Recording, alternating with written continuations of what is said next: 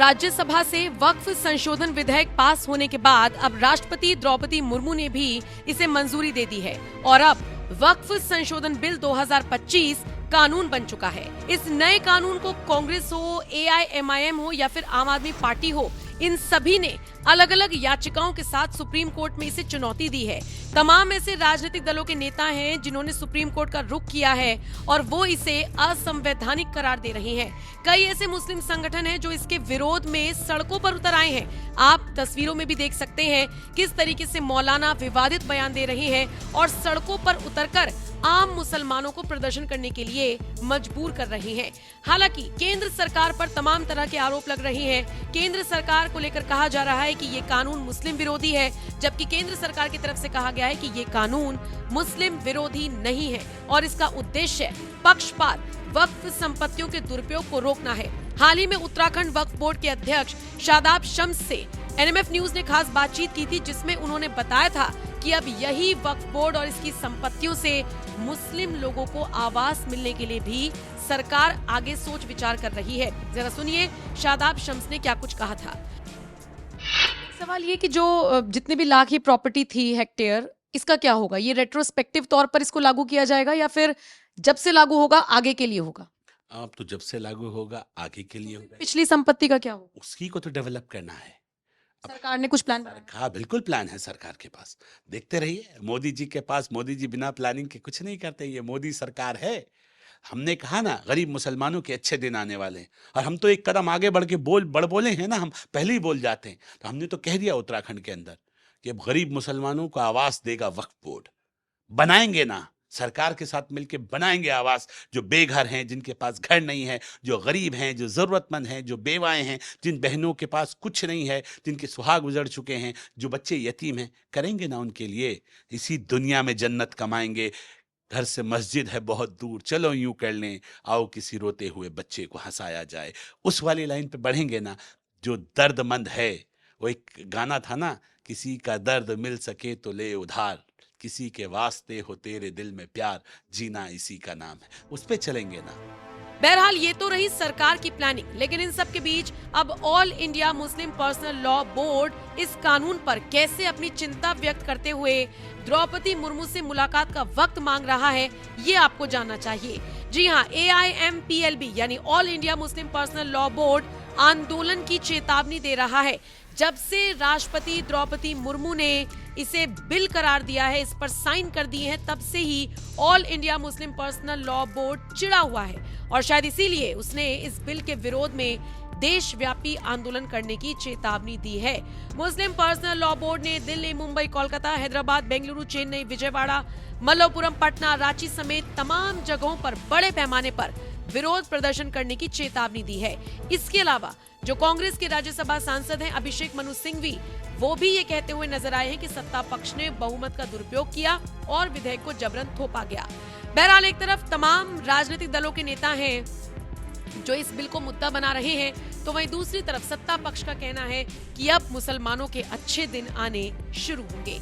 फिलहाल जिस तरीके से मुस्लिम पर्सनल लॉ बोर्ड ने सीधे तौर पर राष्ट्रपति द्रौपदी मुर्मू के फैसले को चुनौती दी है, उसे लेकर आप क्या राय रखते हैं? और आपके हिसाब से ये जो वक्फ बिल पर इस तरीके से अब सदन के बाहर भी विरोध प्रदर्शन हो रहा है, बहस हो रही है, उस पर आपका क्या कुछ कहना है? अपनी राय हमें कमेंट कर जरूर दें।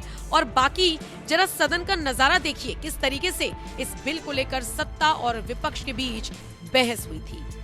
आदरणीय सभापति महोदय, मैं आपका बहुत धन्यवाद देना चाहता हूं कि बहुत ही महत्वपूर्ण और देश के लिए और बड़ी आबादी के लिए भारतीय जनता पार्टी की सरकार में एक और बिल आया है। क्योंकि मेरे से पूर्व में जो हमारे साथी बोले हैं वो माननीय सदस्य हमारे साथ नहीं, लेकिन मैं उनके बहुत सारी बातों से सहमत हूं। और अध्यक्ष महोदय, मैं देख रहा हूं जो एक्स कांग्रेस वाले हैं वो ज्यादा बोल रहे हैं।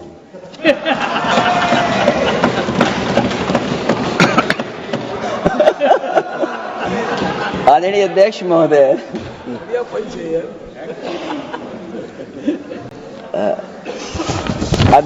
जो आज बिल पेश हुआ है, मैं हिंदी और अंग्रेजी को जो कुछ समझ सकता हूं वो यही मैं कह सकता हूं कि माननीय मंत्री जी ने ये कहा कि ये उम्मीद है। ये उम्मीद कैसे बना है, अंग्रेजी में भी मुझे समझ में नहीं आ रहा कि उम्मीद है ये, हिंदी में भी समझ में नहीं आ रहा कि ये उम्मीद है। यूनिफाइड वक्फ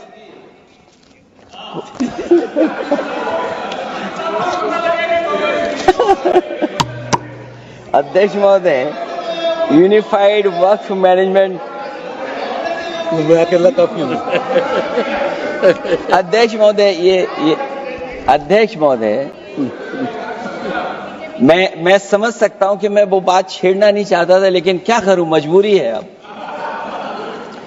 अध्यक्ष महोदय, अभी माननीय सदस्य लोग ये कह रहे हैं कि हमारे सदस्य नहीं है यहां पर जो हमारे साथी हैं, लेकिन अध्यक्ष महोदय मैं ये कहना चाहता हूं, अध्यक्ष महोदय मैं ये कहना चाहता हूं, ये जो बिल लाया जा रहा है, भारतीय जनता पार्टी में एक मुकाबला चल रहा है। भारतीय जनता पार्टी के अंदर मुकाबला चल रहा है कि खराब हिंदू कौन बड़ा है। और ये बात अध्यक्ष महोदय मैं ऐसे ही नहीं कह रहा हूं। जो पार्टी ये कहती हो कि दुनिया की सबसे बड़ी पार्टी है, अध्यक्ष महोदय वो अपना राष्ट्रीय अध्यक्ष नहीं चुन पाए अभी तक। अध्यक्ष महोदय, भारतीय जनता पार्टी क्या है?